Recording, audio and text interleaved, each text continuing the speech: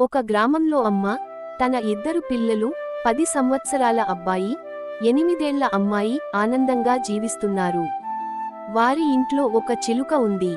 అది రోజూ అమ్మా అమ్మా అని ముద్దుగా పిలుస్తుంది. ఒక రోజు పిల్లలు తగువులాడుతూ చిలుక గూళ్లను తప్పుగా కింద పడేశారు. చిలుక గాయపడి తినలేక ఎగరలేక మౌనంగా కూర్చుంది. పిల్లలు భయపడి అమ్మా మేమే తప్పు చేశాం అని రోదించారు.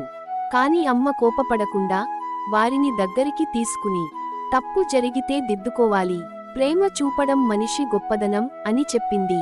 అమ్మ ప్రేమతో చిలుకకు ఔషధం పెట్టింది. పిల్లలు క్రమంగా చిలుకను చూసుకున్నారు. కొద్ది రోజులకు చిలుక మళ్లీ ఎగరసాగింది.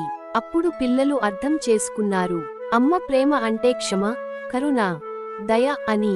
Please like, share and subscribe and click on the bell icon.